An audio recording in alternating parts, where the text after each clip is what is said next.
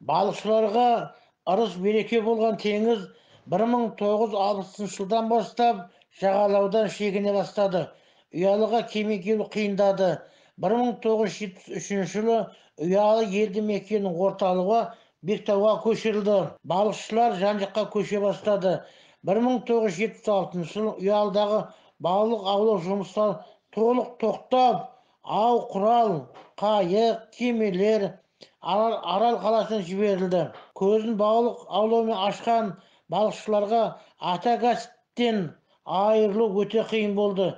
Шаржау, Жанзақ, Әріп, Рейіс, Тәжімбет, Нұржаубай, Мұрзағұл, Өтепберген сынды байырғы балықшылардың кетіп бара жатқан қайық кемелердің соңына қимай қарап жылап тұрғандарын өз көзімізбен көрдік. Ұялық ақын Серғазы Әбілмәжанов балықшылардың көз жасы туралы өз кітабында былай дейді: балығын қайда тулаған, шағалаң қайда шулаған, қия алмай ата қонсын, балықшы көзін сулаған. Бала шағасының ризығын теңізден іздеген балықшы қауымға теңіздің тартылуы үлкен қайғы болды. Ұялы балық зауытында теңіздегі балықты қорғау үшін және көктем айында уылдырық шашу кезінде балық аулауды бақылайтын балық қорғау атты қызмет болды. Ол риба надзор деп атады.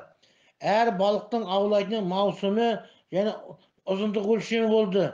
Үстінде мемлекет бекіткен киім және астында жүйрік моторлы қайық болды. Балық аулау ережесін бұзған кемелерді тез қуып жетіп айыппұл салатын. Әр балықшыда балықтың ұзындығын өлшейтін құрал болды. Ұзындығы өлшемге сай келмесе, бірден аудан босатып теңізге жібереді. Өйткені ол балықты қабылдайтын жер қабылдамайды. Мұндай балықты балықшылар незаконный деп атайтын. Бұл да табиғатты қорғаудың бір әдісі болатын. Осы қызметті 1950-54 жылдары ұшымызда Иманбаев Пірәлі, 1954-1960 жылдары Рахметов Едіге, 1960-1964 жылдары Жолданбаев Сатқан, кейін Ебелеков Ерғали ағамыз атқарды. Бұл қызметті елде ауыр деп атайды. Бұл теңіздегі балық аулауда үлкен қызмет болатын. Біздің бала кезімізде Қосшоқыда осы қызметті Иманбаев Пірәлі әкеміз атқарды.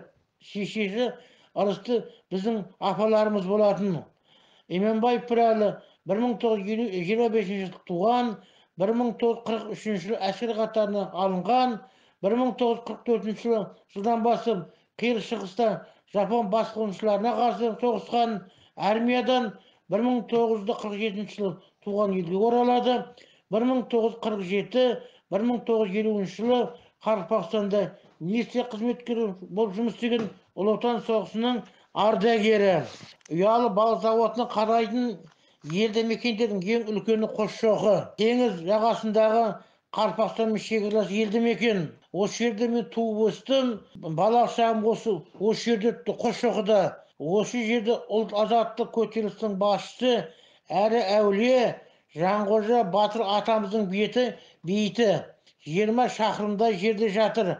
1964 жылы ауыл ақсақалдары Сатыбайыл, Ысымайыл, Молдабай, Берден, Есмұрат, Жақсылық, Піржан, Жаңбыршы, Әли, Садық, Сыдық қожалар аталардың басшылығымен бабаның басын қоршау жұмыстары басталды.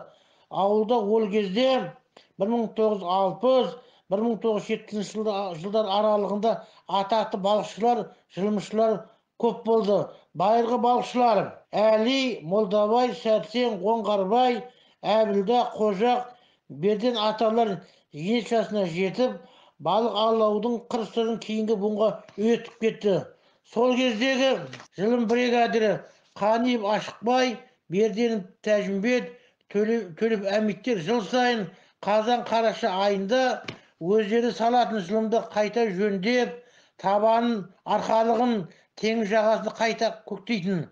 Ауыл ақсақалдар үшке бөлініп, ауылдағы барлық балаларды, Інәбатты, Ахметжанды, Қаласты, Жетібайды, Сырлыбайды, Құттыбайды, Орынбасарды, Ұзақбайды, Кенжеғараны, Мәлікті, Қалмырзаны, Дауылбайды қастарына алып жылымшыларға көмектесетін. Жылымшыларға жылымның құрал сайманын беретін қоймашы Әбдіғаниев Базарбай әкеміз болатын.